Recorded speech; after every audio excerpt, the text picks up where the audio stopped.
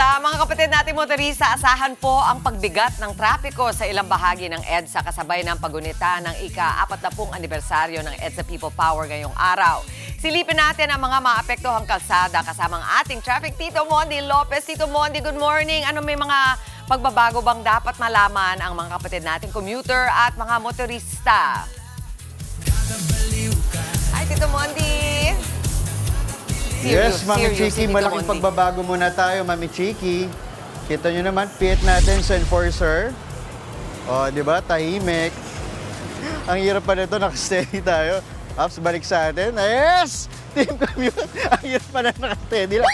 Eto, Team Commute na. Nako, naka-late ng bangon. Kaway-kaway po, sabay. Hey! O, di ba? Nakagalaw na tayo. Dahil sila, seryoso, eto na nga. Speaking of pagbabago, eto, pakita natin. Live na live tayo dito sa Mega Tipunan Extension, White Plains. Pakita natin.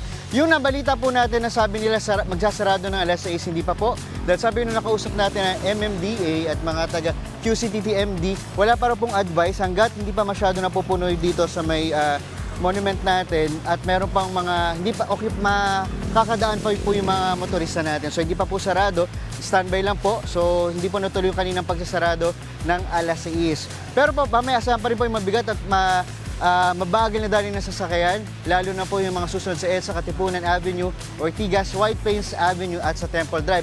Ito makikita po natin, yung sa right na yan, ayan, yung may pumasok, ganda na sa kanaglina na. Ito mga galing ng Cubao, tapos pupunta ng EDSA, ayan, nakita niyo po ng EDSA, maluwag pa po yan, pero banda doon sa may gate 3 na, nagkakaroon ng build up ng traffic kasi sinarado po nila yon, ginawa na nila ng one lane na lang yon. Tapos magkukuewing pa, pagdating doon sa may EDSA, kasi doon sa may EDSA, Mami Chiki, ginawang 2 lanes na lang para mabigyan ng itong ating ginagawang event.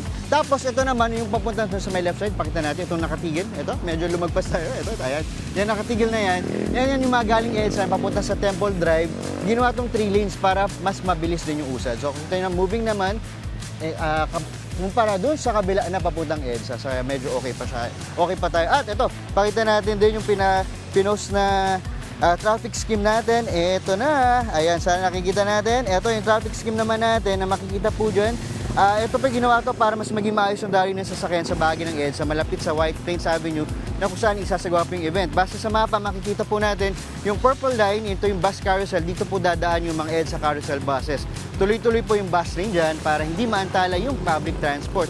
At itong yellow line na makikita nyo po, plastic jersey barriers yan, yan naman po yung mga temporary barriers na maghiwalay ng lanes para makontrol po yung daloy ng sasakyan. At ito, yung blue line na nakikita nyo po ay steel railings yan kung saan yung permanent barriers na dagdag para po gabayan sa mga motorista natin. At yung green arrows po, makikita nyo, tuloy-tuloy lang ang daloy ng traffic pero iisang direction po yung flow ng sasakyan sa segment na yan papuntang People Power Monument Area. O, di ba?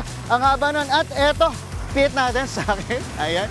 So tapos mapaalala po sa mga kapatid nating may motor, doon po sa bandang EDSA, yung mismong bike lane, huwag na po kayong tumuloy doon dahil sarado po. Kung makikita nyo po, ipa-flash din namin sa screen, kaninang umaga naabutan po namin na may mga riders po tayo na pumapasok sa bike lane. Kaya ang nangyayari, nahirapan silang bumalik palabas. Lahat kasi nakasla, kaya ngayon nahirapan sila kung paano ilalabas. Dahil yung bike lane napaka-iksi lang po nun, pero yung motor napakahaba. So lahat sila, ang pagpakuha nila ng motor para makalabas sa bike lane, paatras. Kaya po sa mga katututok pa lang po, good morning kapatid, huwag na po kayong dumaan sa bike lane kung ikaw ay nagmomotor. Okay po, at mabilis ako kamustahan lang. Sir, ano pa alam po natin? Sir John Edward, anong oras po tayo nag-duty? 6 a.m. po. 6 a.m. Nagalmusal ka na ba, sir? Yes, sir. Nakapag-almusal naman po. Hindi, nagalmusal ka na, sir? Yes po.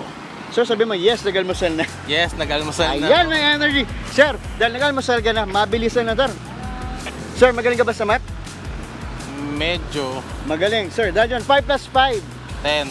10, dahil dyan, meron kang, hindi 10, pero 5 kilos na bigas. O yan, sir.